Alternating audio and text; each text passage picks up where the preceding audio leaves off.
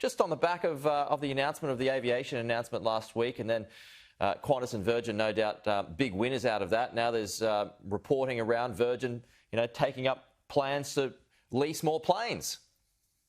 Yeah, Pete, good morning. This is really good news, isn't it? I mean, business confidence is wonderful. Consumer confidence is wonderful. They are my two favourite indicators when it comes to looking forward economically.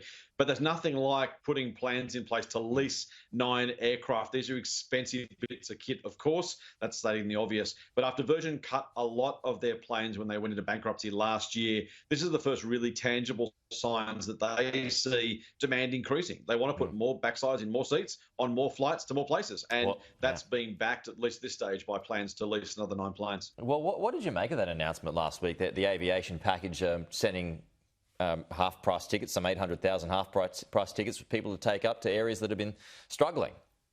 It's a hard one, Pete. I look, there are some really damaged communities, particularly North Queensland. I know there's a lot of state premier kind of angst back and forward. We know some of the North Queensland territory, Cairns, for example. It's such a tourism hotspot. Tourism is such a massive chunk of their economy. They can't come back until people turn up, and particularly international tourism still being effectively, off the table for a long time yet. I find it hard to criticise it directly. I don't know whether this is the right mechanism. I don't know whether half price is right. And frankly, the money going to the airlines, did they need the money, or could we have done it differently, incentivised it differently? I think, as with all of this pandemic stuff, I think in hindsight, we'll look back and go, you know what, they could have done this better or that better. I find it hard to criticise directly, but I'm not entirely sure that the money will be super well used.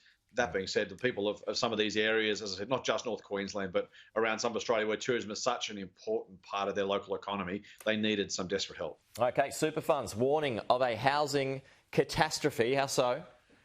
Now, this is one that we should take with a little bit of salt, because the government has raised plans, the old up the flagpole story of maybe we should use super to help people get into housing. Now, I'm a pretty decent critic of that one, as is the Association of Super Funds of Australia. Now, you should assume they would be, because it's money coming out of their funds going elsewhere. And if you're making money based on how much cash is in those funds, of course, you're going to go and fight your corner.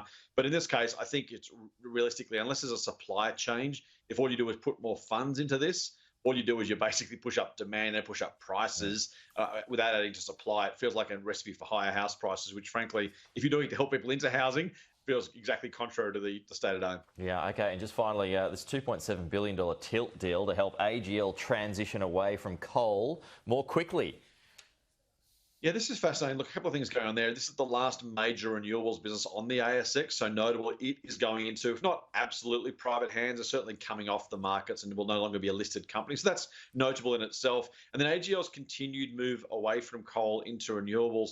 They are making really, really big multi-billion-dollar bets on the back, of course, of Andrew Forrest on the other side of the country doing the same with hydrogen. So it really is a case, I think, of businesses making some increasingly large and frequent bets on a renewable, or at least a non-coal future. That has implications, of course, for energy prices, of course, for the way that we get our energy and how those things are funded. But notable, as I said, that the last of the renewables is now off the market and back in private, or at least non-public hands.